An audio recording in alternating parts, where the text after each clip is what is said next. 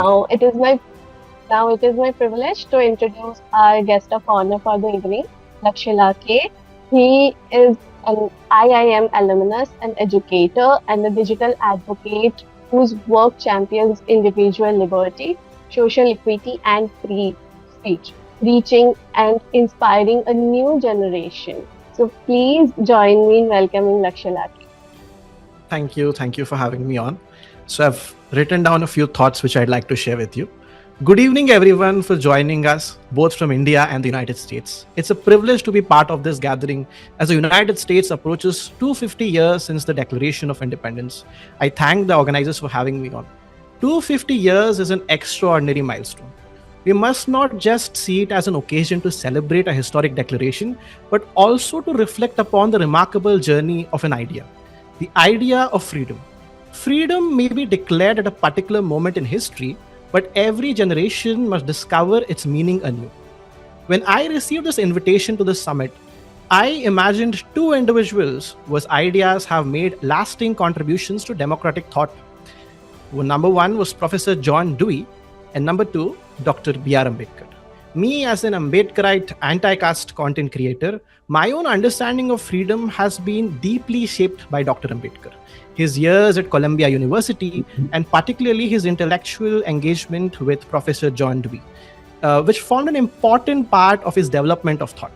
The American Declaration of Independence gave the modern world a powerful moral vocabulary: liberty, equality, and government based on the consent of the governed. Nearly a century later, John Dewey invited people to think more deeply about how these principles could become part of everyday life. What does freedom mean for an ordinary citizen? Is freedom only the absence of a legal restraint, or does it require the opportunity to learn and participate? For Dewey, liberty could not only remain a legal arrangement, it had to become a human capacity. The capacity to think freely, to participate meaningfully, and to grow through our association with others. This idea traveled far beyond America. At Columbia University, it reached a young Indian scholar named Bhimrao Ramji Ambedkar.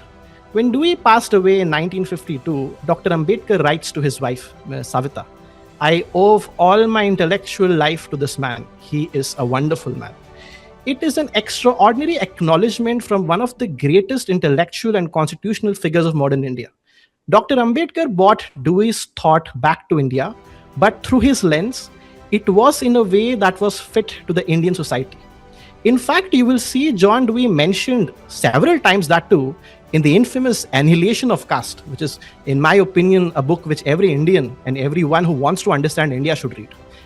Ambedkar placed John Dewey's idea of democracy before the distinctive reality of the Indian society. If democracy was a way of all of us to live together, what must it mean in a society where people have been historically separated by caste, marginalized by caste?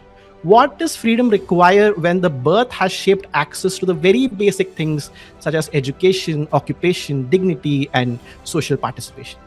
India's independence from colonial rule was a magnificent achievement, no doubt. We have had universal adult franchise, constitutional rights, and this represented an equally remarkable democratic beginning which we had.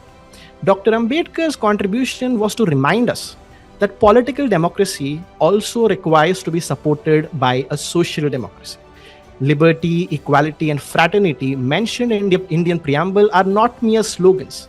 They are moral foundations that allowed democratic institutions in India to flourish. This is what makes this conversation between the United States and India so meaningful. Ambedkar learned from the democratic thought he encountered in America.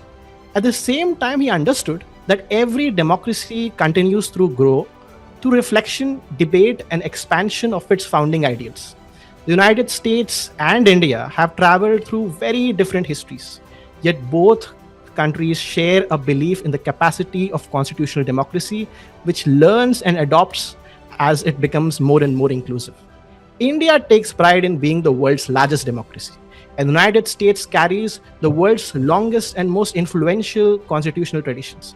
Both experiences remind us that democracy is not just sustained by mere institutions alone.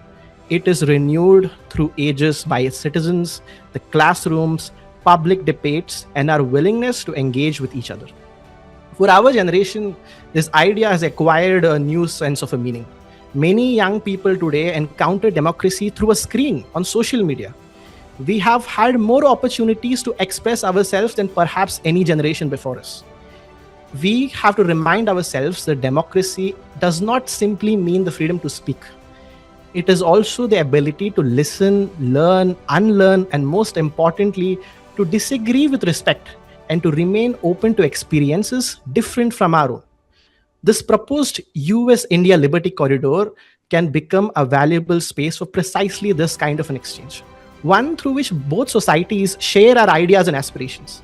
As America marks 250 years since its declaration of independence, perhaps the most meaningful celebration is to recognize the enduring power of its central promise. A promise that freedom can continue to deepen, that equality can continue to expand, and that democracy can continue to become more meaningful with every generation. Freedom becomes real when people possess the opportunity to participate in shaping their own lives. And democracy becomes more durable when it's not only written in our constitution, but it is reflected in our institutions, daily conversations, and everyday practices. This is what freedom means in this moment of history. And freedom will really mean something when it becomes a way of life. Thank you.